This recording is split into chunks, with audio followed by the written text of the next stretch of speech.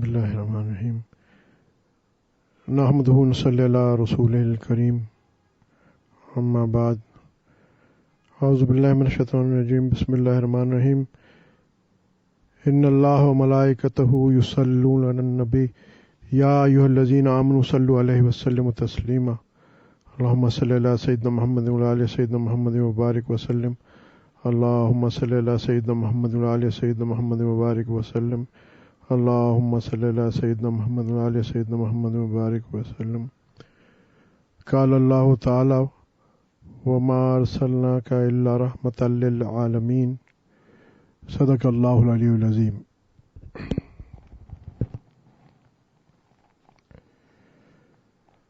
یہ قرآن پاک کی بہت مشہور آیت ہے۔ قرآن پاک کا تو ہر حرف برکات سے بھرا ہوا ہے، علوم سے بھرا ہوا ہے، حقیقتوں سے بھرا ہوا ہے،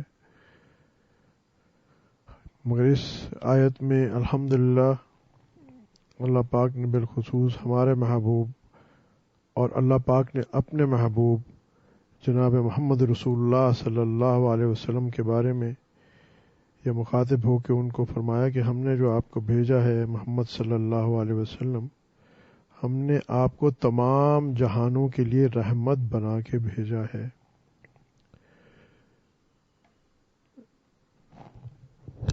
علامہ اقبال کہتے ہیں کہ محمد سے وفا تو نے تو ہم تیرے ہیں، یہ جہاں چیز ہے کیا لوح و قلم تیرے ہیں۔ فقیر مختصر، کیونکہ انشاءاللہ یہاں ترتیب سیرت النبی صلی اللہ علیہ وسلم کی کہ دروس کی انشاءاللہ شروع ہوگی، اور ایک طریقے سے دیکھیں تو الحمدللہ آج سے اس کا ایک آغاز اللہ کے فضل سے ہو گیا ہے۔ جب ہم کوئی کام کرنے جائیں اور اس کی اہمیت ہمارے دل میں اس کی اہمیت سے ہم آشنا ہوں تو اس کام کرنے کا لطف بھی اور آتا ہے اور اس کے فوائد بھی بہت زیادہ ہوتے ہیں۔ اگر ہمیں کوئی کام کرنے جائیں اور اس کی اہمیت، اس کی قدر و قیمت، اس کی مدد نہ جانے تو ہوتا کیا ہے کہ ہم جیسا کہ اس کی قدر کا حق ہوتا ہے وہ نہیں ادا کرتے، اور اکثر اور بیشتر اس کے انوارات، فیوزات کی کثرت سے محروم رہ جاتے ہیں۔ کچھ نہ کچھ تو ظاہری بات ہے، یعنی پیالہ آپ بارش میں الٹا بھی رکھیں گے تو پیالہ بھرے گا تو نہیں، یا گھڑا بھرے گا تو نہیں اگر الٹا پڑا ہوا ہے بارش میں، مگر کچھ نہ کچھ اس کی جو طے ہے، سرفیس ہے، وہ کچھ نہ کچھ گلی تو ضرور ہو جائے گی۔ بارش اور پانی کا کام جو ہے وہ جس پہ بھی گرتی ہے اس کو اس کی استعداد کے مطابق سیراب کر دیتی ہے۔ وہی بارش جو استعداد والی زمین پہ، کھیتی پہ گرتی ہے تو وہاں پھول بوٹے، پھل اگنا شروع ہو جاتے ہیں۔ وہی بارش جب کسی پتھر پہ گرتی ہے تو ہاں اتنا تو شاید ضرور ہو جاتا ہے کہ کچھ نہ کچھ اس پتھر سے گرد ہٹ جاتی ہے، مگر وہ پتھر اس سے زیادہ فائدہ اٹھاتا نہیں ہے۔ تو ضرورت آج اس بات کی ہے کہ ہم اپنے قلوب کی زمین کو بھی اسی طرح اس پہ ہل چلائیں، اس کی گوڈی کریں، اس کو تیار کریں تاکہ اللہ پاک کے انوارات، برکات، فیوزات ہمارے قلب میں بھی آ کے سما سکیں۔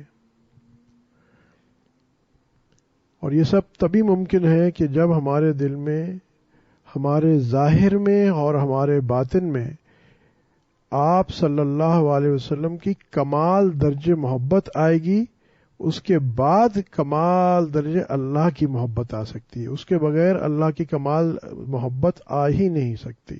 اس کے بغیر، آپ صلی اللہ علیہ وسلم کی محبت کے بغیر، آپ صلی اللہ علیہ وسلم کو جانے بغیر، آپ والذین آمنوا اشد حبا للہ، جو قرآن میں اللہ پاک فرماتے ہیں نا کہ ایمان والوں کے بارے میں مفہوم ہے کہ یہ وہ لوگ ہیں کہ ایمان والے جو اللہ سے شدید محبت کرتے ہیں۔ تو یہ شدید محبت اللہ سے تبھی ممکن ہے کہ جب شدید محبت محبوب صلی اللہ علیہ وسلم کے ساتھ ہو، اور محبت پیدا ہونے کے ذرائع کیا ہوتے ہیں؟ محبت کب پیدا ہوتی ہے کہ جب آپ کسی آدمی سے شناساں ہوں، اس کی مجلس میں بیٹھے ہوئے ہوں، یا اس سے کوئی کلام آپ نے کیا ہو، یا اس کو آپ نے دیکھا ہو، یا پھر آخر میں اس کے بارے میں سنا ہو۔ اب ہمیں تو آپ صلی اللہ علیہ وسلم کا دور تو نہیں ملا کہ ہم صحابہ کی طرح خوش نصیب نہیں ہیں کہ جو جب چاہتے تھے تو دولت قضا پہ آپ صلی اللہ علیہ وسلم کے حاضر ہو جاتے تھے اور نبی کریم صلی اللہ علیہ وسلم کی زیارت سے مستفیض ہو جاتے تھے۔ آپ صلی اللہ علیہ وسلم کی مجالس میں بیٹھ کے آپ صلی اللہ علیہ وسلم کا کلام سنتے تھے، آپ صلی اللہ علیہ وسلم سے تربیت کرواتے تھے، تو وہ تو ایک بڑی نعمت تھی۔ اور دیکھیے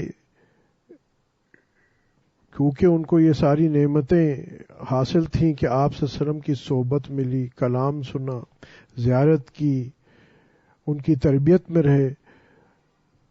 اول تو پہلے ہی آتا ہے کہ صحابہ کی جماعت چنی ہوئی ہے، جیسے پوری انسانیت میں وہ کہتے ہیں کہ اللہ پاک نے پھر مسلمانوں کو چنا ہے، اور پھر یعنی اس سے زیادہ اس میں سے صحابہ کی جماعت چنی ہوئی ہے، اور پھر مطلب اس سے بھی زیادہ برگزیدہ انبیاء کی جماعت ہے، اور سب سے زیادہ برگزیدہ ہمارے نبی اکرم صلی اللہ علیہ وسلم سب سے زیادہ چنے ہوئے۔ تو بہرحال یہ صحابہ کی جماعت بھی آپ صلی اللہ علیہ وسلم کے لیے اللہ پاک نے چنی تھی، تو ان کو یہ نعمتیں حاصل تھیں کہ خود ڈائریکٹ آپ صلی اللہ علیہ وسلم کی زبان مبارک سے آپ صلی اللہ علیہ وسلم کا کلام سنتے تھے، آپ صلی اللہ علیہ وسلم کا دیدار کرتے تھے، آپ صلی اللہ علیہ وسلم کی ایک ایک نقل و حرکت کو خود مشاہدہ کرتے تھے۔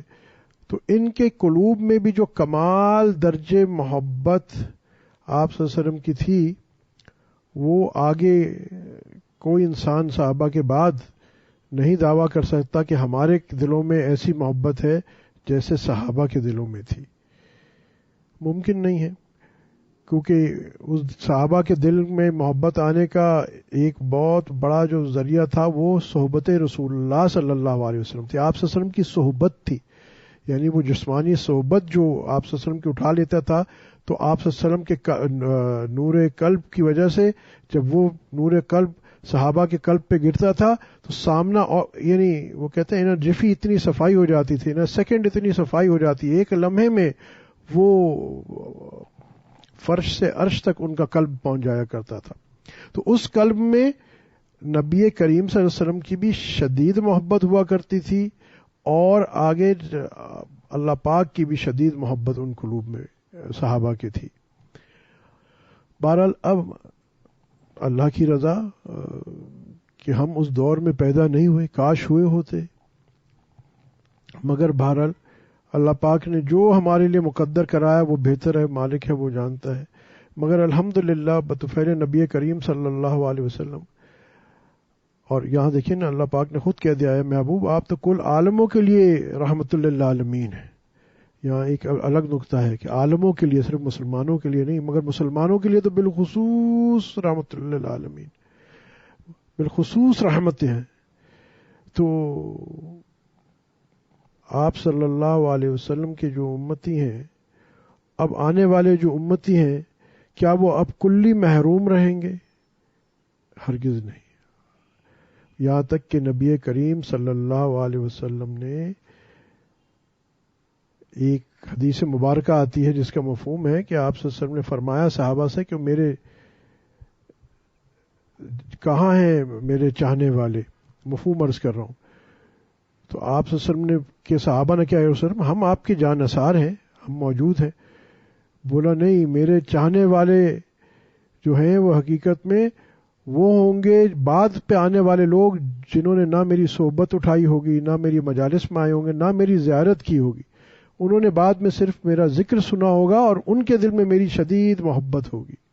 اب وہ مجھے ایگزیکٹ وہ جملہ یاد نہیں آ رہا کہ کیا اصطلاح استعمال ہوئی تھی وہاں، مگر بڑا درجہ نبی کریم صلی اللہ علیہ وسلم نے ان لوگوں کے لیے بتایا کہ جو آنے کے والے وقت میں آئیں گے اور آپ صلی اللہ علیہ وسلم کی زیارت کیے بغیر، دیکھے بغیر، وہ زمانہ اٹھائے بغیر، صحبت مجالس میں آئے ہوئے بغیر آپ صلی اللہ علیہ وسلم سے شدید محبت کرتے ہوں گے۔ اب جیسے میں نے عرض کیا کہ ایک ظاہری بات ہے کمال محبت تو یہی ہوتا ہے کہ جب آپ جا کے کسی کی مجلس میں بیٹھتے ہیں، کسی کو اپنی آنکھوں سے دیکھتے ہیں اور پھر سنتے ہیں، اس کا تو کیا ہی بات ہے، مگر جب یہ چیزیں میسر نہیں ہوتی تو کیا اب محبت کے دروازے منقطع ہو گئے امت پہ؟ ہرگز نہیں. اس کی بھی میں آپ ایک روحانی دلیل بھی عرض کروں گا. ایک پہلے ظاہری عرض کروں. اللہ پاک نے آپ صلی اللہ علیہ وسلم کا ذکر مبارک ہمیشہ کے لیے بلند فرما دیا، یعنی یہ ہمیشہ کی طرح کہ جب تک اللہ کا ذکر ہے تب تک نبی کریم صلی اللہ علیہ وسلم کا بھی ذکر ہے ساتھ. وَرَفَعْنَا لَكَ ذِكْرَكَ، محبوب کہ ہم نے آپ کا ذکر بلند نہیں کر دیا. آپ دیکھیے جہاں اللہ کا نام ہے وہ محبوب صلی اللہ علیہ وسلم کا نام ساتھ جڑا ہوا ہے. بقول شاعر بعدس خدا بزرگ تو ہی قصہ مختصر. تو اب کیا ہے ہم لوگوں کے لیے؟ کیا ہے ہم لوگوں کے لیے؟ یہ ہے کہ آپ اللہ پاک نے محفوظ فرما دیا آپ صلی اللہ علیہ وسلم کے کلام کو. ہم نے گو ڈائریکٹ نہیں سنا مگر حدیث مبارکہ کے ذخیرے کے ذریعے وہ کلام ہو بہو وہ الفاظ اللہ پاک نے ہمارے لیے محفوظ فرما دیے. جیسے ایک تو سب سے بڑا قرآن کو اللہ پاک نے محفوظ فرمایا، پھر اس کے بعد جو سب سے کیا کہتے ہیں اوتھینٹک کلام ہے سب سے زیادہ، وہ یہ حدیث مبارکہ کا مجموعہ ہے. یعنی اور اس میں زیر زبر کی بھی اونچ نیچ نہیں ہے. جو احادیث ہم سے پہنچی وہ بالکل وہی الفاظ ہیں جو آپ صلی اللہ علیہ وسلم نے جیسے فرمائے. تو یعنی یوں ہم نے آپ صلی اللہ علیہ وسلم کو خود تو کچھ فرماتے اگر نہ بھی سنا، تو اگر وہ ہم حدیث مبارکہ کوئی پڑھتے ہیں اس کے الفاظ سنتے ہیں تو الحمدللہ وہ الفاظ ہمارے کانوں میں بھی آ جائیں گے. ایک بات. دوسری بات یہ ہے کہ یہ بھی ایک تو آپ کو بتاؤں کہ کوئی بھی بات اگر آپ کوئی کتاب پڑھتے ہیں تو کتاب لکھنے والا اس کے دل کی جو تاثیر ہوتی ہے وہ پڑھنے والے کے دل میں آ جاتی ہے. تو اسی طرح نبی کریم صلی اللہ علیہ وسلم کا کلام گو ہم نے ڈائریکٹ ان کی زبان مبارک سے تو نہیں سنا، مگر اب جو حدیث مبارکہ کے ذخیرہ کو ہم پڑھتے ہیں اور علماء سے سنتے ہیں تو یوں گو سمجھیے کہ وہی ایگزیکٹ الفاظ اب بھی ہمارے کانوں میں آتے ہیں، اور وہ الفاظ بنیادی طور پہ کس کی زبان مبارک سے نکلے ہیں؟ وہ محبوب صلی اللہ علیہ وسلم کی زبان مبارک سے نکلے ہیں. تو یعنی آپ صلی اللہ علیہ وسلم کے جو قلب کی جو تاثیر ہے ہو بہو ان الفاظوں میں آج بھی موجود ہے. ان الفاظوں میں حدیث مبارکہ کے ان الفاظوں میں آپ صلی اللہ علیہ وسلم کا نور، آپ صلی اللہ علیہ وسلم کے کلام کا نور بالکل، یعنی اس میں کوئی شک نہیں ہے کہ موجود ہے. ہر کلام کا اپنا نور ہوتا ہے. کہتے ہیں بہت بڑے اللہ والے تھے، وہ امی تھے، پڑھے لکھے نہیں تھے، نہ قرآن پڑھ سکتے تھے نہ حدیث کو جانتے تھے، ظاہری بات ہے پڑھنا ہی نہیں جانتے تھے. تو وہ مگر کہیں کوئی کلام بیان ہو رہا ہوتا تو یہ بتا دیتے تھے کہ یہ اللہ کا قرآن سے لیا گیا ہے، یا یہ بتا دیتے تھے کہ یہ جو ہے یہ حدیث مبارکہ ہے، یا یہ کسی بزرگ کا بیان ہے. یہ فرما دیا کرتے تھے. کسی نے پوچھا کہ حضرت آپ کو کیسے پتہ چلتا ہے؟ آپ تو پڑھے لکھے ہی نہیں ہیں، تو آپ تو جانتے ہی نہیں ہیں. انہوں نے کہا کہ جب جو پڑھ رہا ہوتا ہے تو جب وہ قرآن کی تلاوت کرتا ہے تو اس کے اندر سے ایک الگ رنگ کا نور نکلتا ہے. جب وہ حدیث مبارکہ پڑھتا ہے تو اس کا ایک الگ نور ہے، اور کسی بزرگ کا اللہ والے کا کلام پڑھتا ہے تو اس کا ایک الگ نور ہے. تو یہاں سمجھ میں بات یہ آئی ہے کہ حقیقتاً اس کے اندر کی تاثیر یوں سمجھے کہ ریڈیشن، آپ صلی اللہ علیہ وسلم کی قلب کی ریڈیشن، جب ہم قرآن پڑھیں گے یا حدیث مبارکہ پڑھیں گے تو قرآن کا نور تو اپنی جگہ پہ آئے گا، مگر آپ صلی اللہ علیہ وسلم کی زبان اطہر کا، قلب اطہر کا بھی نور ہمارے دل میں آئے گا.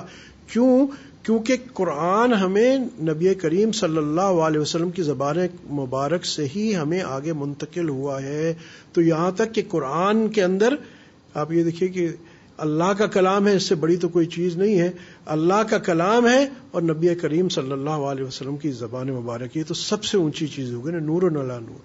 اور اس کے بعد جو آپ صلی اللہ علیہ وسلم کا اپنا کلام ہے، ظاہری بات ہے آپ صلی اللہ علیہ وسلم کا اپنے نور، برکات، انوارات اس کلام میں آج بھی ویسے ہی موجود ہیں، کیوں نہیں ہوں گے؟ وہ تو آپ صلی اللہ علیہ وسلم کا کلام ہے. تو عرض یہ کر رہا ہوں کہ یہ بات جو ایک نقطہ ہم نے سمجھنا ہے وہ یہ ہے کہ اب جو ہمیں کیا میسر ہے کہ ہم آپ صلی اللہ علیہ وسلم کی محبت حاصل کر لیں، کیونکہ وہ محبت حاصل کریں گے تو آگے والذین آمنوا اشد حب اللہ کی طرف قدم بڑھائیں گے. وہ محبت آپ صلی اللہ علیہ وسلم کی نہیں ملی تو آگے نہیں ملے گی. اب یہ کیسے ملے گی؟ آج ایک وہ رسمی محبت ہے جو ہم حاصل کرتے ہیں، جو ہم محض وہ محبت کے لیے نہیں، وہ جنت کی محبت میں یا دوزخ کے ڈر کے لیے کہ مسائل سیکھ لیتے ہیں اور یا تسبیحاں گھماتے ہیں کہ جنت میں یوں درخت لگیں گے اور اتنے محلات بنیں گے اور ایسے ہیرے سونے چاندی ہوگا اور دودھ کی نہریں ہوں گی. وہ جنت کی محبت ہے، اچھی بات ہے، مگر بندے کا کیا فرض بنتا ہے اور خالق کا کیا حق بنتا ہے کہ خالق کا حق یہ بنتا ہے، یعنی اللہ سبحانہ تعالیٰ کا، کہ اللہ پاک سے ٹوٹ کے اللہ کے لیے ہی محبت کی جائے، اس میں کسی غیر کا حصول مقصود نہ ہو. یہاں تک یہ بات تھوڑی باریک ہے، سمجھیے گا. اللہ پاک ہم سب کو، یہ میں بھی کہہ تو رہا ہوں مگر اللہ پاک اس بات کی حقیقت نصیب فرمائے کہ ہم ہمیشہ اللہ کو اللہ سے اللہ کے لیے مانگیں، اللہ کی محبت اللہ سے مانگے، اللہ کے لیے مانگے، نہ اس میں جنت کا ذکر، نہ دوزخ کا ذکر، نہ دنیاوی راحتوں کا ذکر. عاشق جو ہوتا ہے وہ معشوق کے علاوہ اس کو کچھ درکار نہیں ہوتا. اور یہاں ایک نقطہ سمجھیے ساتھ ساتھ کہ آپ صلی اللہ علیہ وسلم کی محبت جو ہے وہ دراصل اللہ ہی کی محبت ہے، وہ اللہ کی محبت میں کے ذیل میں ہے، وہ جدا نہیں ہے. آپ صلی اللہ علیہ وسلم کون ہے؟ خاتم النبیین، رسول اللہ صلی اللہ علیہ وسلم، رسول اللہ، اللہ کے رسول ہیں. تو نسبت کیا ہے آپ صلی اللہ علیہ وسلم کی؟ کہ اللہ کے رسول ہیں اور خاتم النبیین ہیں، تو اللہ کا پیغام لانے والے ہیں. تو جو بتاتے ہیں آپ صلی اللہ علیہ وسلم کے بارے میں تو یہ آتا نا، یہ اپنی رائے سے کچھ نہیں فرماتے، اللہ پاک نے خود وہی نازل فرما دی، جس کا مفہوم ہے کہ میرے محبوب اپنی رائے سے کچھ نہیں کہتا، یعنی جو بھی القاء ہوتا ہے یا جو بھی فرماتے ہیں وہ اللہ ہی کی طرف سے ہوتا ہے. تو بہرحال جب تک ہم نبی کریم صلی اللہ علیہ وسلم کی محبت میں فنا نہیں ہو جائیں گے. اب یہ محبت میں فنا کیسے ہوں گے اور اس کا فائدہ کیا ہے؟ اول تو یہ کہ یہ کائنات کا مقصود ہے، یہ کائنات کا مقصود ہے کہ کیونکہ جو اللہ سے محبت کرنا چاہتا ہے تو لازمی ہے کہ وہ اس سے محبت کرے جس سے اللہ سب سے زیادہ محبت کرتا ہے. تو مخلوق میں جس بندے سے اللہ کی سب سے زیادہ محبت ہے، جب تک ہماری بھی اس سے سب سے زیادہ محبت نہیں ہوگی تب تک ہم اللہ کی محبت میں کمال حاصل کر نہیں سکتے. یہ نقطہ یاد رکھیے گا. اب یہ جس طرح کمپیوٹر میں ہوتا ہے TCP/IP پروٹوکول، آپ نے دیکھا جو انٹرنیٹ ہم استعمال کرتے ہیں تو کیسے چلتا ہے. ایک تو آپ کے اپنے موبائل فون کی یا کمپیوٹر کی ہارڈ ویئر ہوتی ہے اور ایک وہاں سرور لگا ہوتا ہے. یہ تاروں میں، اور یہ کیا سافٹ ویئر ہوتی ہے جو سرور اور اس کے آپ کے موبائل فون میں یا آپ کے کمپیوٹر میں ایک رابطہ بنتی ہے، اس کو کہ وہ ایک TCP/IP پروٹوکول کہتے ہیں. تو اسی طرح جو مخلوق اور خالق کے درمیان جو TCP/IP پروٹوکول ہے وہ آپ صلی اللہ علیہ وسلم اور انبیاء علیہ الصلوۃ والسلام سارے. مگر اب قیامت تک آنے والے لوگوں کے لیے واحد اللہ تک پہنچنے کا جو ذریعہ ہے وہ نبی کریم صلی اللہ علیہ وسلم ہے. اور یہ بھی یاد رکھیے، اب یہ دوسرا ایک موضوع نکل جائے گا کہ یہ کائنات حقیقتاً بطفیل نبی کریم صلی اللہ علیہ وسلم ہے. آتا ہے کہ اللہ پاک نے سب سے پہلے کائنات میں جو چیز بنائی وہ آپ صلی اللہ علیہ وسلم کا نور مبارک بنایا. یہ عجیب عجیب نکتے ہیں. سہل تستری رحمہ اللہ علیہ بہت بڑے ایک بزرگ گزرے ہیں، اللہ والے گزرے ہیں، بہت بڑے عالم تھے، علماء ربانین میں سے تھے. وہ عجیب تشریحاں کرتے ہیں نور محمدیہ صلی اللہ علیہ وسلم کی. کہتے ہیں کہ سب سے پہلی چیز اللہ پاک نے ایک ستون بنایا نور کی اپنی ذات سے، اور پھر اس میں وجود دیا نور آپ صلی اللہ علیہ وسلم کے نور کو. اور اس وقت 10 لاکھ سال تک، یہ تفصیل تسری میں لکھا ہوا ہے، میں نے خود پڑھا، 10 لاکھ سال تک اس وقت بھی آپ صلی اللہ علیہ وسلم نے اللہ پاک کا دیدار کیا ہے.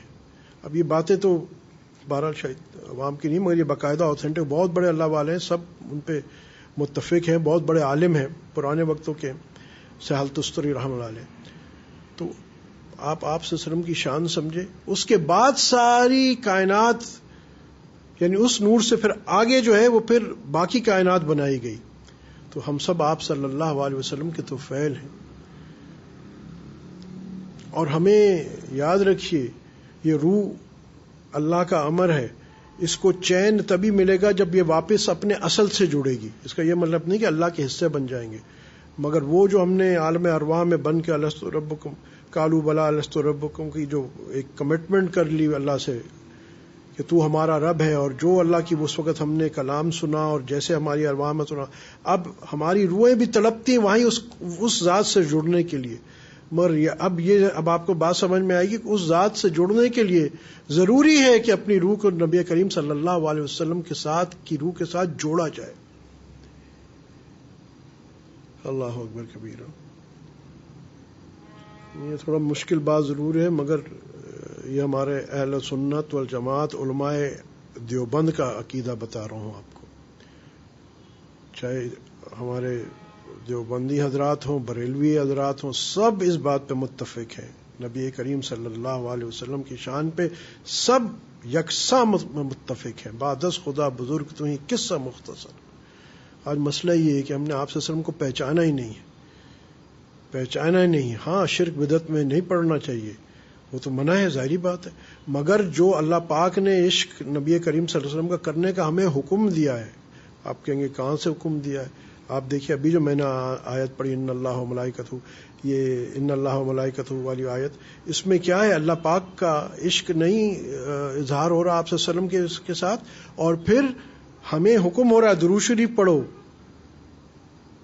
یعنی میرے محبوب کا ذکر کرتے رہو. ظاہری بات ہے جس کا ذکر کروایا جاتا ہے اس سے انسان کو محبت ہو جاتی. تو اللہ پاک یہاں ہمیں حکم فرما رہے ہیں کہ دیکھو اپنے دل میں میرے محبوب صلی اللہ علیہ وسلم کی محبت پیدا کرو. اللہ پاک خود ان سے محبت فرماتے ہیں. دیکھیں یہاں پہلے خود فرمایا کہ اللہ اور اس کے فرشتے، پہلے خود اللہ پاک نے اپنی ذات کو کے بارے میں کہا کہ یہ میں کرتا ہوں. اللہ پاک کوئی کام کرنے پہ پابند نہیں ہے، چاہے جا کہ وہ خود ہی اپنے لیے کوئی چیز مقرر کرے، وہ تو رب کائنات ہے. مگر یہ چیز کہ ہر وقت آپ صلی اللہ علیہ وسلم پر رحمت نازل کرنا، اور وہ اپنے انداز میں جیسے وہ چاہتا ہے ان پہ سلام بھیجتا ہے، یا جو بھی درود سلام جو بھی کہہ لیں، وہ ظاہری بات ہے وہ اپنے انداز سے کرتا ہے. اور ہمیں بھی فرشتے بھی کرتے ہیں، اور ہمیں بھی اللہ پاک حکم کر رہا ہے. یعنی اللہ پاک چاہ رہا ہے کہ میرے بندے میرے محبوب کی تعریف میں ہر وقت ضرب اللسان رہیں، میرے محبوب کے ذکر میں ہر وقت محو رہیں. اور پھر یہاں نقطہ ایک اور میں بار بار عرض کیا کرتا ہوں کہ آپ صلی اللہ علیہ وسلم کو میرے اور آپ کے درود کی کوئی حاجت نہیں ہے. ان کو تو جب اللہ جس پہ رحمتیں خود بھیج رہا ہے تو وہ فرشتوں کی یا انسانوں کی درود سلام سے کیا لے اس کو فائدہ. ہاں یہاں بھی ہمارا فائدہ ہے کہ 10 نیکیاں ملیں گی، 10 گناہ معاف ہوں گے، 10 درجات بلند ہوں گے. یہاں بھی اللہ پاک چاہ رہا ہے کہ بس میرے محبوب کا ذکر کرو تاکہ میں تمہارے لیے بطفیل نبی کریم صلی اللہ علیہ وسلم تمہارے لیے میں اپنے خزانے کا دروازہ کھول دوں. کیسی عجیب ہستی ہے آپ صلی اللہ علیہ وسلم کی، ہم نے پہچانا نہیں. میں کبھی چھوٹا سے نقطے پہ ہوں، آگے ہی نہیں بڑھ پا رہا. آپ صلی اللہ علیہ وسلم کی ہستی کیسی ہے کہ جس سے اللہ محبت کرتا ہے. اور آپ خود سوچئے نا کہ پھر قرآن میں حکم کیوں کر رہا ہے کہ ہم درود پاک پڑھیں؟ جب اللہ خود ہی پڑھ رہا ہے تو آخر میں دینا کس نے؟ اللہ نے. وہ تو پہلے ہی کہہ رہا ہے کہ محبوب ہم تو آپ کو راضی کر کے رہیں گے. عجیب، جس کو اللہ خود کہہ دے میں آپ کو راضی کر دوں گا، تو اب کیا رہ گیا؟ کیا وہ ایسی ہستی ہمارے درود کی دعاؤں کی وہ موت آ جائے؟ نہیں. اور جب درود پڑھا جا رہا ہے تو اللہ پاک کہہ رہے ہیں کہ کوئی بات نہیں، جو تم پڑھو گے جو پڑھے گا اس کو ہم ایسی اپنے خزانے کی دروازے کھول دیں گے. جو صحابی کا مشہور قصہ نہیں آتا جس نے کہا آپ صلی اللہ علیہ وسلم کے پاس آیا، کہا کہ حضرت رسول اللہ علیہ وسلم مجھے یہ بتا دیجئے کہ میں جو اپنا جب فارغ ہو جاتا ہوں فرض اور سنت اور اس سے وتر سے، تو میں نفلی عبادات میں چاہتا ہوں کہ 1/3 زندگی میں آپ کے درود کے لیے وقف کر دوں. آپ سے نے کہا اچھا بڑھا دو، تو پھر انہوں نے کہا اچھا 2/3. آپ سے نے اچھا ہے بڑھا دو، تو انہوں نے کہا اچھا ہے رسول اللہ، اب میں نے عہد کیا کہ اب میں تمام وقت آپ صلی اللہ علیہ وسلم پہ درود پڑھتا رہوں گا. یعنی اپنا فرض واجب کرنے کے بعد جو نفلی ٹائم ہے تمام وقت آپ پہ درود بھیجوں گا. تو حدیث مبارکہ کا مفہوم ہے کہ آپ صلی اللہ علیہ وسلم نے فرمایا پھر تو اللہ پاک تیری حاجات بلا مانگے پوری کرے گا. اس کا مطلب کیا ہے؟ ایک تو یہ بات ہے کہ بڑی نعمت ہے، آج ہم دنیا کے مسائلوں سے چھٹکارا حاصل کرنا چاہتے ہیں، اگر دنیا اور آخرت کی حاجات پانا چاہتے ہیں تو ایک تو وہ مل گئی. اور دوسری بات ہے کہ یعنی یہاں ایک اور نقطہ آ رہا ہے کہ اللہ پھر تم سے ایسی محبت کرے گا کہ تمہارا بلا مانگے تمہیں عطا فرمائے گا. یہاں ایک نقطہ جو آپ نے پہلے پتہ نہیں سوچا یا نہیں سوچا، یہاں کیا بات بتائی جا رہی ہے کہ پھر اللہ تم سے محبت کرنا شروع کر دے گا اس انداز میں جیسے ایک ماں باپ اپنے بچے سے محبت کرتے ہیں نا. تو وہ کیا باپ کیا کہتا ہے بچوں کو کہ بیٹا تمہارا ہی ہے نا سارا کچھ. تو یہاں اللہ پاک کیا کہہ رہے ہیں کہ جس نے محبوب صلی اللہ علیہ وسلم سے محبت کر لی، پھر اللہ پاک خود نہ صرف یہ کہہ رہے ہیں کہ جو چاہیے میں تمہیں دوں گا، بلکہ تمہیں پتا ہو یا نہ ہو کہ تمہیں کیا چاہیے تمہیں بن مانگے دوں گا. ماں باپ کیا کرتے ہیں؟ 1 مہینے کا بچہ ہے، وہ بول سکتا ہے کہ مجھے کیا چاہیے، کپڑے چاہیے، جوتے چاہیے، دودھ چاہیے؟ وہ تو نہیں بول سکتا نا. ماں باپ کو اس کی فکر ہوتی ہے. تو یہاں کس مقام پہ درود شریف برکت سے کیا ہوگا کہ بندہ اللہ کا محبوب بن جائے گا.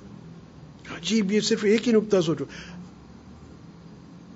پھر اللہ تبھی تو اللہ پاک بلا مانگے اس کو عطا فرمائیں گے. درود شریف پڑھنے سے کیا ہے کہ رسول اللہ صلی اللہ علیہ وسلم کا بھی مقبول ہو جائے گا، اور جو رسول صلی اللہ علیہ وسلم کا مقبول ہے وہ اللہ کا مقبول ہے. اب دیکھیں ہر طرف سے بات کیا آ رہی ہے،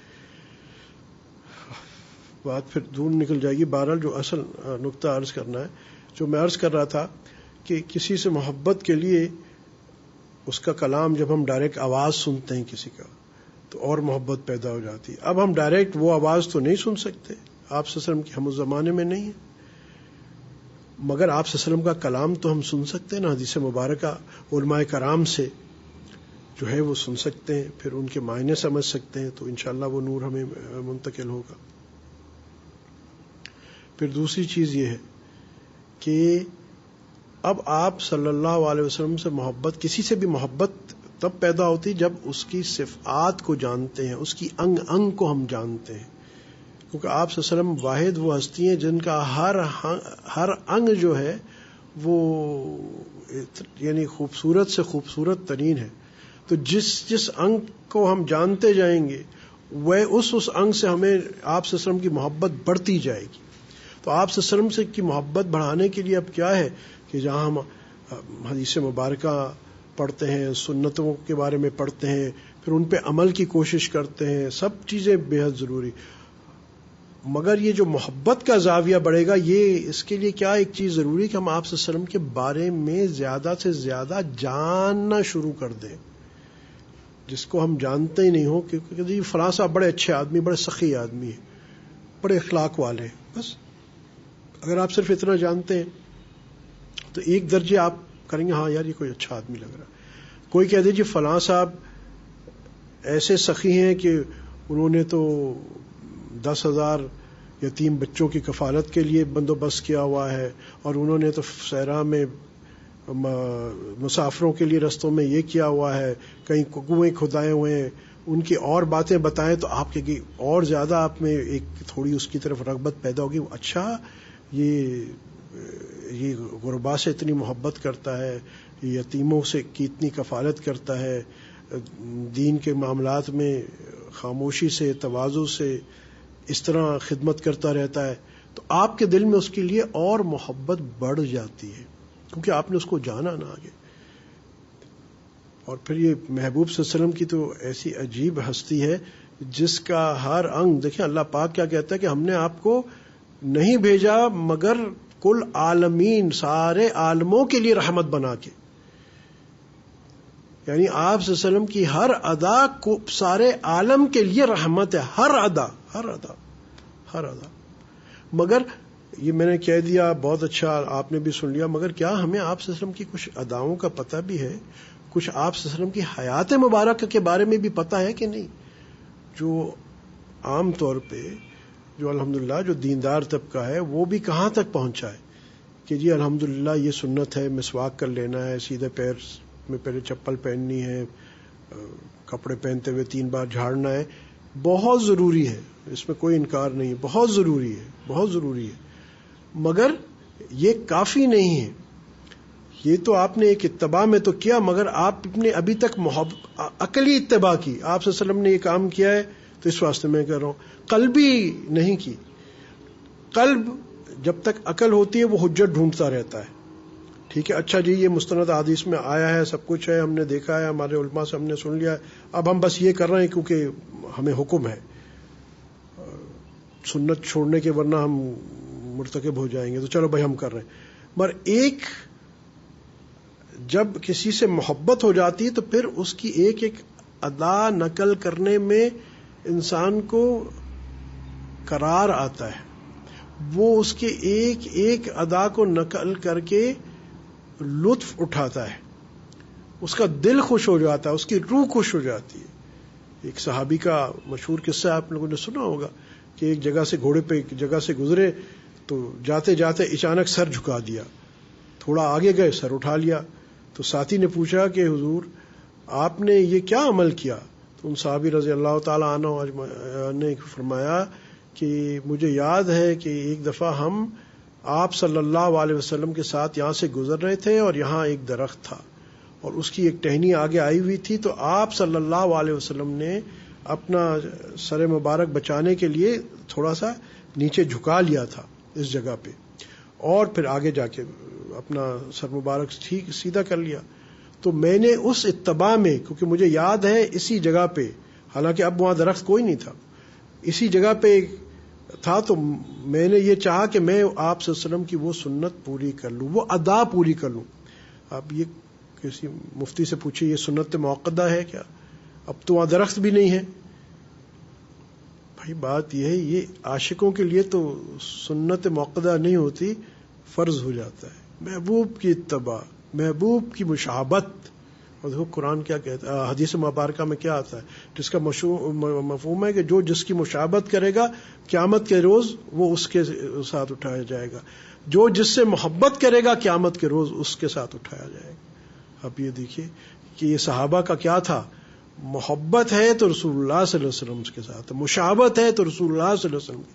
اچھا وہاں درخت بھی نہیں ہے. اب تو ان صحابی نے کہا اپنے ساتھی کو کہ جاؤ پوچھ کے آؤ علاقے والوں سے کہ میری یادداشت تو خراب نہیں ہو گئی کہ یہاں ایک پہلے درخت تھا کہ نہیں، کیونکہ اگر نہیں تھا اور میری یادداشت صحیح نہیں ہوئی تو پھر میں آئندہ حدیث مبارکہ بیان نہیں کروں گا، اس کا مطلب ہے میری یادداشت کمزور ہو گئی. دیکھو صحابہ نے کیسی احتیاط کی کہ حدیث مبارکہ کے ایک ایک جملے نہیں، ایک ایک حرف میں کے بارے میں کتنی احتیاط کی کہ یہاں تک کہ اگر میری یادداشت کمزور ہو گئی. بہرحال وہ جب پتہ کرایا گیا تو انہوں نے کہا بالکل اس جگہ پہ ایک درخت تھا اور آپ صلی اللہ علیہ وسلم نے یہاں سے جب گزرے، مطلب یہی یہاں درخت تھا. تو اس صحابی نے کہا الحمدللہ میری یادداشت صحیح ہے. تو مقصد کہنے کا یہ کہ جب عشق ہوتا ہے تو اس طرح وہ آپ صلی اللہ علیہ وسلم کی اتباع اس طرح دل سے کرواتا ہے، وہ مشقت نہیں ہوتی. وہاں وہ جنت دوزخ حساب بیلنس شیٹ نہیں کھول رہا ہوتا، اس کو یہ فکر نہیں ہوتی کہ جی یہ پڑھوں گا تو یہ میرا مسئلہ دور ہو جائے گا، یہ پڑھوں گا تو اتنی دولت حاصل ہو جائے گی. اس کو ایک ہی دولت چاہیے ہوتی ہے، وہ عشق الہی، عشق رسول اللہ صلی اللہ علیہ وسلم. اس کو اپنا محبوب چاہیے ہوتا ہے. اور ظاہری بات وہ کہتے ہیں محبوب کا محبوب بھی محبوب ہوتا ہے.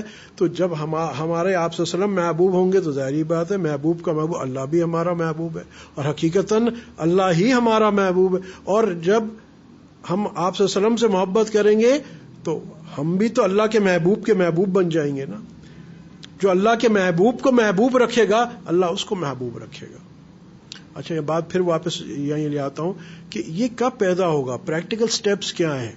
وہ یہ ہے کہ یہ جب تک ہم آپ صلی اللہ علیہ وسلم کی سیرت مبارکہ کو نہیں جانیں گے، آپ صلی اللہ علیہ وسلم کے معاملات کیسے تھے، آپ صلی اللہ علیہ وسلم کے اخلاق کیسے تھے، چلنا پھرنا بیٹھنا کھانے کا انداز، دوستوں کے ساتھ اپنے شاگردوں کے ساتھ کیا رویہ تھا، دوسری حکومتوں کے جب سفارتکار آتے تھے ان کے ساتھ کیا رویہ تھا، سیاست میں کیا حکمت تھی، آپ صلی اللہ علیہ وسلم کے غزوات میں کس طرح عجیب انداز میں آپ صلی اللہ علیہ وسلم حکمت سے چلا کرتے تھے، تو اور پھر آپ صلی اللہ علیہ وسلم پہ کیسی کیسی آزمائشیں اور آپ صلی اللہ علیہ وسلم کو کیسی تکالیف پہنچائی گئی. جب ان چیزوں کو ہم جانیں گے تو پھر ہمیں پتہ چلے گا کہ آپ صلی اللہ علیہ وسلم نے اس امت کے لیے کیسی قربانی دی. ابھی تو ہم جانتے ہی نہیں ہیں، پہچانتے نہیں ہیں کہ آپ صلی اللہ علیہ وسلم نے اس امت کے لیے قربانی کیا کیا دی ہے. جب وہ جانیں گے تو پھر ہمیں احساس ہوگا اللہ اکبر، اس پوری انسانیت میں اور اللہ کے بعد اگر ہمارا کوئی مخلص ہے تو وہ ایک ہی ہستی ہے، سب سے زیادہ مخلص ایک ہی ہستی اللہ کے بعد ہمارے ساتھ، جناب محمد رسول اللہ صلی اللہ علیہ وسلم. مگر یہ تبھی ہوگا جب ان سے آشنائی پیدا ہوگی. تو انشاءاللہ یہ دروس میں اللہ نے چاہا تو آپ دیکھیں گے کہ آپ کے دل میں اللہ اور اس کے رسول کی محبت پیدا ہوگی. یہ 2-3 چیزیں میں عرض کرتا ہوں، یہ ذرا اس کا خاص طور پہ جو لوگ اس کو سنیں یا جو مجالس کے لیے آئیں تو درخواست یہ ہے کہ یہ فرض تو نہیں ہے مگر عشاق کے یہاں، صوفیاء کے یہاں، درویشوں کے یہاں تو یہ فرض ہے کہ ایسی مجالس میں باوضو آیا جائے اور جس سے ہو سکے آنے سے پہلے 2 رکعت نفل پڑھ کے وہ نبی کریم صلی اللہ علیہ وسلم کی خدمت میں ہدیہ پیش کر دے. اللہ سے دعا کرے، اے اللہ یہ جو میں نے نفل تیرے لیے پڑھے ہیں 2، اس کو تو اپنے دربار میں قبول فرما کے اپنی شان کامل فرما کے محبوب صلی اللہ علیہ وسلم کو ہماری طرف سے، امت کی طرف سے ہدیہ پیش فرما دے. اور پھر جب آئیں تو توجہ کے ساتھ درود شریف پڑھتے ہوئے آئیں، درود شریف پڑھتے آئیں اور اس انداز میں کہ ایک ایک درود یعنی پڑھتے جائیں اور یہ خیال کرتے جائیں کہ جیسے میں تو نبی کریم صلی اللہ علیہ وسلم کے سامنے ہوں، سامنے دوزانوں بیٹھا ہوا ہوں اور آپ صلی اللہ علیہ وسلم کو ایک ایک درود سنا رہا ہوں. میں روز اقدس پہ ہوں، معجہ شریف جالیوں کے سامنے بیٹھا ہوں اور آپ صلی اللہ علیہ وسلم کو ایک ایک درود شریف سنا رہا ہوں. انشاءاللہ جب تک آپ آئیں گے تو دل کی ایسی صفائی ہوئی ہوگی، ایسی پاک دل ہوگا، اور جب برتن صاف ہوگا تو انشاءاللہ جو انوارات آپ کے دل میں آئیں گے، جو ان دروسوں کا ظاہر بھی آپ کو ملے گا اور ظاہر سے بڑھ کے باطن بھی ملے گا. جب باطن ملے گا تو یہ جو روح کی بے چینیاں ہوتی نا، آج جو ہم کہتے ہیں کہ جی وہ ٹینشن ہو گئی اور سٹریس ہو گیا اور ڈپریشن ہو گیا، یہ ساری چیزیں ختم ہو گئی. عشق وہ چیز ہے کہ ایسی تریاک ہے، جب یہ دل میں آ جاتا ہے پھر یہ ہر غیر کو جلا دیتا ہے، ہر غیر کو جلا دیتا ہے. کہ محمد سے وفا تو نے تو ہم تیرے ہیں، صلی اللہ علیہ وسلم، کہ محمد سے وفا تو نے تو ہم تیرے ہیں، یہ جہاں چیز ہے کیا لوح قلم تیرے ہیں. اللہ پاک، میں نے آپ سے عرض کیا نا کہ علامہ اقبال عجیب حکمت کی بات بتا رہے ہیں کہ حقیقت میں تم اللہ سے چاہتے ہو کہ تمہارے کام بن جائے، مصیبتیں دور ہوں اور پتہ نہیں کیا گیا جو بھی ہم تمنا کرتے ہیں. ارے لوح قلم تیرے ہیں تم، ایک مگر شرط یہ ہے کہ محبوب صلی اللہ علیہ وسلم سے وفا کرنی ہے. علمی وفا، قلبی وفا، عقلی وفا، وجود کی وفا، اتباع، ظاہری اتباع، باطنی اتباع. یہ جو آج کل ہمارے حالات آئے ہوئے نا پوری دنیا پہ، پورے ہمارے ملک میں بالخصوص اور پوری دنیا پہ بالعموم، اس کا حل یہ ہے. میں آخر میں بات ختم کرتے ہوئے بھی یہ عرض کروں، یہ جو آج ہمارے یہاں بے چینیاں اور یہ جو ساری عجیب ایک سے ایک پریشان کل حالات ہیں، یہ اللہ کا عذاب ہے، یہ تو اور ہمارے اعمال کی وجہ ہے، نظر بھی آ رہا ہے. تو ایک فقیر آ کے مجھے کہہ کے گیا کہ اس وقت اللہ کے جلال کو ٹھنڈے کرنے والی جو چیز ہے وہ عشق رسول اللہ صلی اللہ علیہ وسلم ہے. کثرت درود شریف اور عشق رسول اللہ صلی اللہ علیہ وسلم. عشق رسول اللہ صلی اللہ علیہ وسلم ہوگا تو اللہ کا غصہ ٹھنڈا ہو جائے گا. یاد رکھیے یہ جو آس پاس کا اب دیکھیں جو کووڈ آیا کس نے کیا کر لیا. اس وقت پوری دنیا میں ایک ریسیشن کا ڈر، پوری دنیا میں، صرف ہمارے یہاں نہیں، ہر جگہ مہنگائی، ہر جگہ لوگ پریشان. اصل میں کیا ہے؟ حکم اللہ کا ہے. کبھی سوچا یہ کووڈ کیسے آ گیا؟ کس نے بھیج دیا؟ وہ جی چائنا میں لیبارٹری میں بن گیا اور فلانا بن گیا. ارے اللہ کے بندو، اس میں تاثیر کس نے ڈال دی؟ پھر کیسے آیا، کیسے گیا؟ مان لو واللہ غالب علی امرہ ولکن اکثر الناس لا یعلمون. قرآن میں سورہ یوسف میں اللہ پاک فرماتے ہیں جس کا مفہوم ہے کہ میں اپنے ہر عمل پر غالب ہوں اور اکثر لوگ نہیں سمجھتے. اس وقت اللہ کا جلال ہے، اللہ کا غصہ ہے، اور ٹھنڈا کرنے کا اب طریقہ کیا ہے؟ عشق رسول اللہ صلی اللہ علیہ وسلم، آپ صلی اللہ علیہ وسلم کی محبت، آپ صلی اللہ علیہ وسلم کے خیالوں میں گم ہو جانا، آپ صلی اللہ علیہ وسلم کی ایک ایک ظاہری باطنی ادا کو اپنانے کی کوشش شروع کر دینا، ظاہر میں بھی باطن میں بھی. ہمیں 60-70 سال ہو گئے، 50 سال ہو گئے، 30 سال ہو گئے نمازیں ظاہری پڑھتے ہوئے. کدی عشق نماز نیتی، وہ بابا بلے شاہ غالباً کہتے ہیں کہ جدو عشق نماز نیتی بھول گیا مندر مسیتی. کبھی ہم نے وہ عشق والی نماز تو نہیں پڑھی نا. یا اس کا یہ مطلب نہیں ہے کہ وہ مسجد کی نفی کر رہے ہیں یا کچھ. وہ اصل بات کیا ہے کہ جب انسان عشق کی نماز میں آتا ہے تو پھر تو مقام حضوری میں پہنچ جاتا ہے. تو وہ جو ظاہر جس جگہ ہوتا ہے اس سے بہت آگے وہ تو اللہ کے دیدار میں محو ہو جاتا ہے. جیسا اس دنیا میں، جیسے ہم ان آنکھوں سے تو دنیا میں اللہ پاک کا دیدار نہیں کر سکتے، مگر جو حضوری کا مقام دنیا میں میسر ہوتا ہے اللہ والوں کو، جو حضوری کا مقام صحابہ کو ملا تھا، تو وہ تو ممکن ہے نا. تو جب وہ مقام کب ملتا ہے؟ جب اللہ کا عشق ایسا ہوتا ہے، جب آپ صلی اللہ علیہ وسلم کا عشق ایسا ہوتا ہے، تو پھر وہ مقام حضوری آ جاتا ہے. پھر بندہ اللہ کے سامنے ہوتا ہے، پھر بندہ اللہ کا ہوتا ہے اور اللہ بندے کا ہوتا ہے. عجیب ہوتا ہے بات. تو پھر مانگنے کی ضرورت نہیں ہو. اللہ کیا ہماری ضرورت نہیں جانتا؟ اللہ ہماری پریشانیاں نہیں جانتا؟ اس کو بتانے کی ضرورت ہے. وہ اس بات کا کہ اللہ محتاج ہے کہ ہم مانگے تو وہ دے. ارے وہ تو بلا مانگے دیتا ہے، بلا مانگے دیتا ہے. مگر اپنے دل میں محبت اس کی پیدا کر لو، خالصتاً اس کے ہو جاؤ، وہ تمہارا ہو جائے گا. اور یہ کب ہوگا؟ جب تم خالصتاً نبی کریم صلی اللہ علیہ وسلم کے ہوئے. صوفیاء میں جو 3 مقام بتاتے، فنا فی شیخ، اس کا فنا فی الرسول، پھر فنا فی الرسول کے بعد فنا فی اللہ. یہ اللہ نے پروٹوکول مقرر کر دیا ہے. آپ صلی اللہ علیہ وسلم نے فرمایا، حدیث مبارکہ مشہور ہے، آپ نے سنی بھی ہوگی، جس کے آخر میں آپ صلی اللہ علیہ وسلم نے عمر رضی اللہ عنہ فرمایا کہ اس وقت اگر موسیٰ علیہ السلام بھی تشریف لے آئیں تو ان کی نجات بھی تب تک نہیں ہوگی جب تک وہ لا الہ الا اللہ محمد رسول اللہ صلی اللہ علیہ وسلم کا کلمہ نہیں پڑھیں گے. تو یہ اب چیزیں ہمیں حاصل کیسے ہوں؟ یہاں ان دروس میں صرف اللہ اور اس کے رسول کی محبت کے لیے آئی ہے. اور یہ یاد رکھیے، جس کو اللہ مل گیا اس کو سب مل گیا.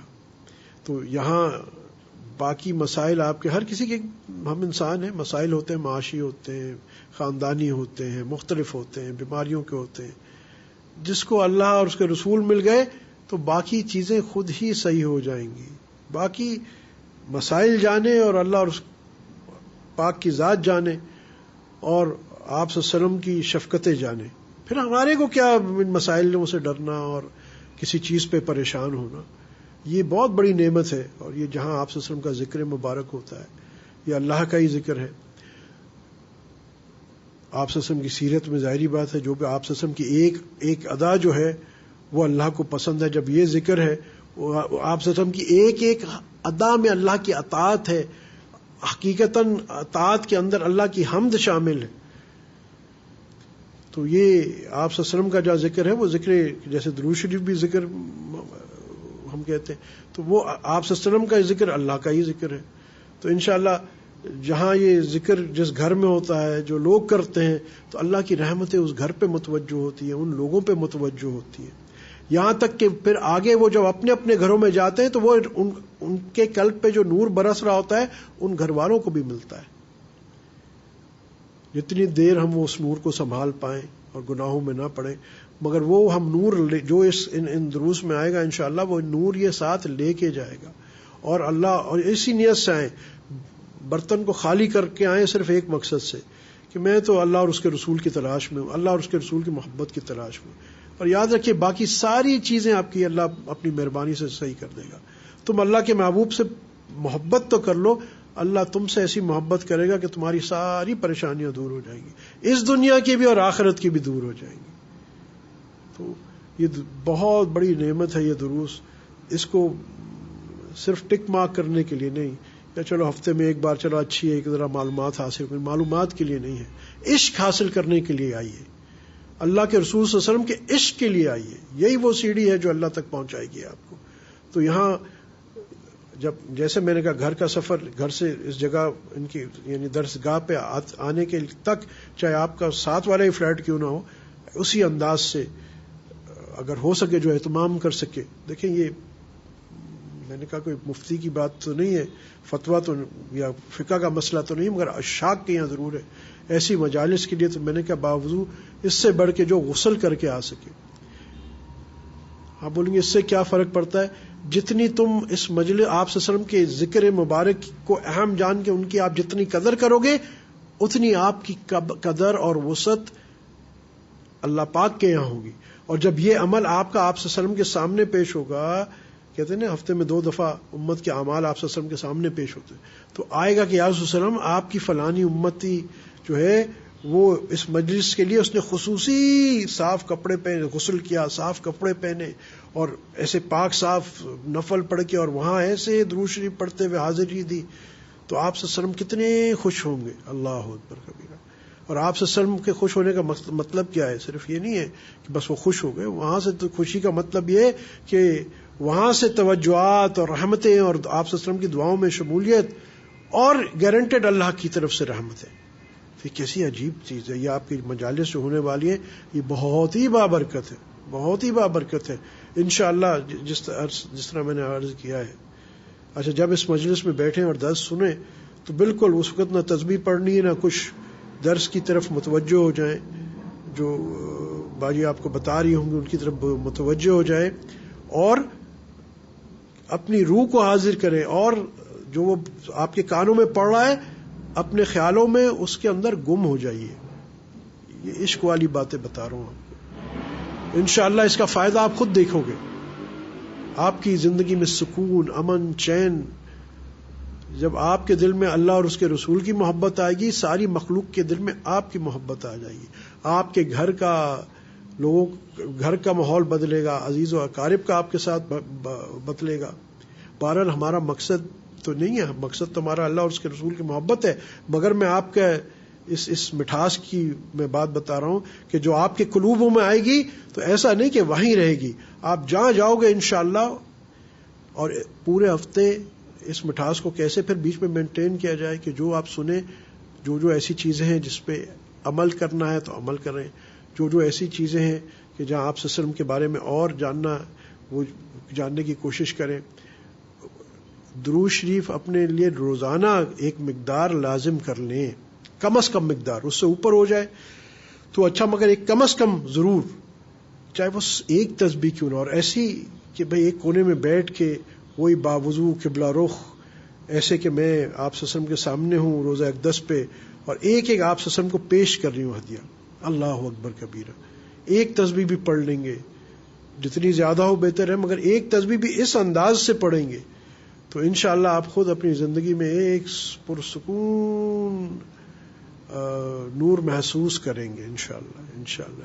تو یہ ایسی مجالس آج آپ خود دیکھیں، ایسے آپ صلی اللہ علیہ وسلم کی سیرتیں بہت کم جگہ بیان ہو رہی ہیں، مگر افسوس یہ ہے کہ جتنا ہمیں جاننے کی کوشش کرنی چاہیے یا اس آپ صلی اللہ علیہ وسلم کی سیرت مبارکہ کو عام کرنا چاہیے، وہ ہم کر نہیں پا رہے.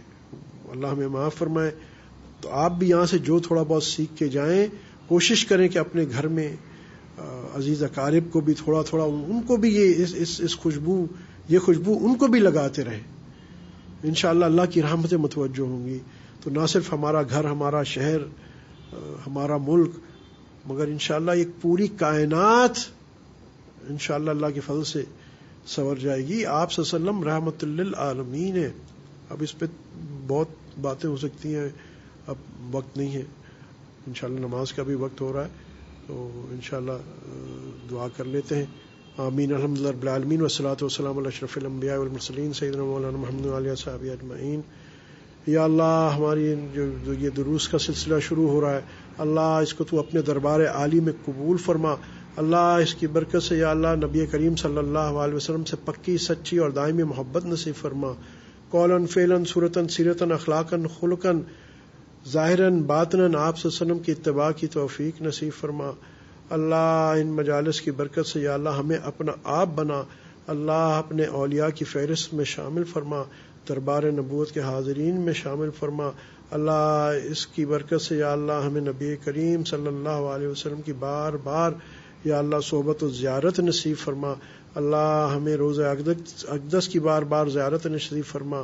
حرمین کی حاضری کی بار بار توفیق عطا فرما. مقبول حج و عمرے کی توفیق عطا فرما. اللہ اس کی برکت سے اللہ ہم تو کمزور ہیں.